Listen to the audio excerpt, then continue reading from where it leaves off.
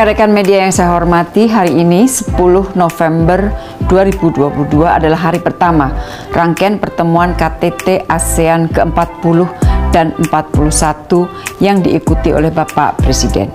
Terdapat 7 pertemuan yang dihadiri Bapak Presiden hari ini, yaitu 5 pertemuan dalam konteks ASEAN dan 2 pertemuan bilateral. Saya ingin sampaikan hasil pertemuan tersebut satu persatu. Tatap muka atau interface dengan ASEAN Interparliamentary Assembly atau AIPA.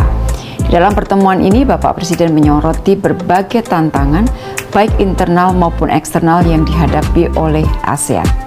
Selain mencoba membantu penyelesaian krisis di Myanmar, ASEAN juga harus mampu menavigasi menajamnya rivalitas di antara kekuatan besar. Dan menghadapi tantangan ini, Bapak Presiden menyerukan pentingnya ASEAN menjadi bagian dari solusi. Untuk itu, Bapak Presiden mendorong penguatan sinergi antara pemerintah dengan parlemen untuk memperkokoh kesatuan dan sentralitas ASEAN. Sebagai Ketua ASEAN tahun depan, Presiden menegaskan komitmen Indonesia untuk berkontribusi membangun ASEAN yang lebih kuat agar mampu menghadapi tantangan masa depan yang semakin kompleks. Presiden juga mengharapkan dukungan parlemen dalam keketuaan Indonesia di ASEAN tahun depan. Sementara pertemuan dengan Presiden ADB, Bapak Presiden juga menyampaikan mengenai masalah keketuaan Indonesia tahun depan di ASEAN. Dan berkaitan dengan hal ini, Bapak Presiden menyampaikan harapan untuk memperkuat kerjasama dengan ADB di berbagai bidang, antara lain di bidang transisi menuju ekonomi hijau dan berkelanjutan, dan juga integrasi ekonomi dan konektivitas kawasan. Bapak Presiden mengajak ADB untuk memperluas mekanisme kerjasama pendanaan untuk beberapa proyek pembangunan termasuk ASEAN Infrastructure Fund dan ASEAN Catalytic Green Facility. Selama pertemuan, Presiden ADB menyampaikan ucapan selamat atas kinerja ekonomi Indonesia yang sangat baik. Presiden ADB juga menyampaikan apresiasi kepemimpinan Indonesia di G20 yang Presiden ADB mengatakan Indonesia sampai saat ini mampu menjaga G20 agar tetap dapat bekerja sampai sekarang. Pertemuan yang ketiga adalah tatap muka dengan Wakil Pemuda ASEAN. Bapak Presiden menyampaikan bahwa bonus demografi pemuda di ASEAN harus dikapitalisasi agar Asia Tenggara dapat menjadi epicentrum of growth.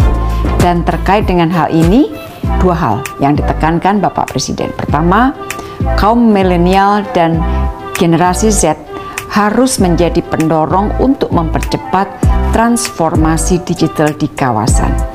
Kedua, Bapak Presiden juga menyampaikan bahwa pemuda perlu mengambil peran dalam pembangunan ekonomi hijau.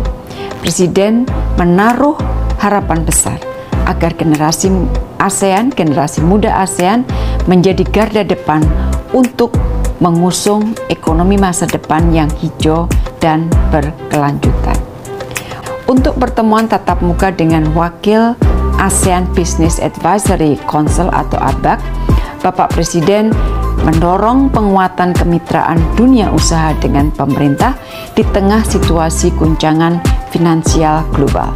Presiden menegaskan pentingnya peran sektor swasta, baik jangka pendek maupun jangka panjang. Untuk jangka pendek, Presiden menekankan penguatan resiliensi ekonomi ASEAN yang harus dipastikan. Penerapan countermeasures dan kebijakan makroprudensial pemerintah yang adaptif harus dikedepankan.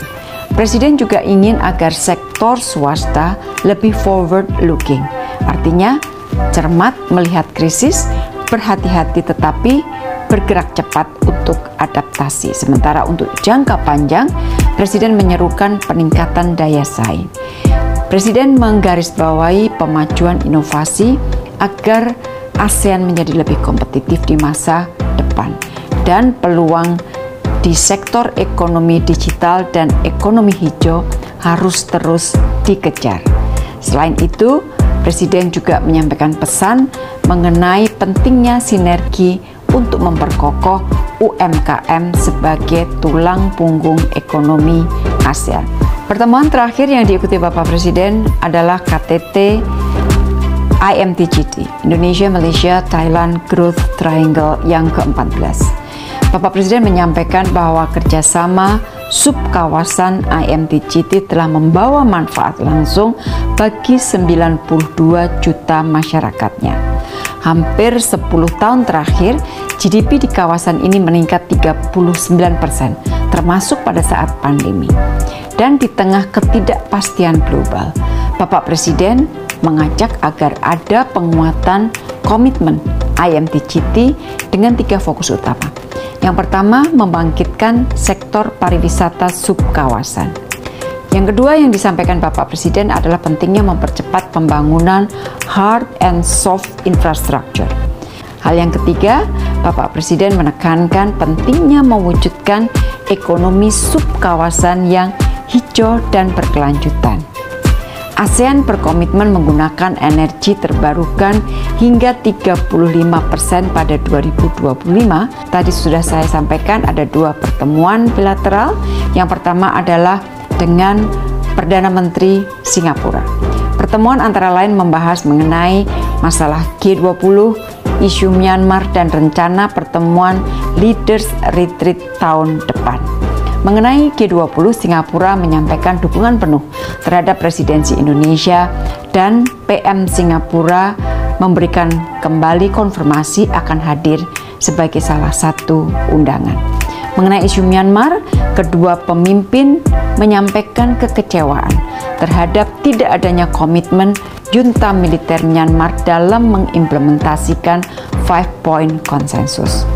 Teman-teman, besok isu ini secara khusus akan dibahas dalam pertemuan retreat para pemimpin ASEAN. Dan kedua pemimpin Indonesia-Singapura sepakat untuk melakukan Leaders Retreat tahun depan di kuartal pertama dengan tuan rumah Singapura.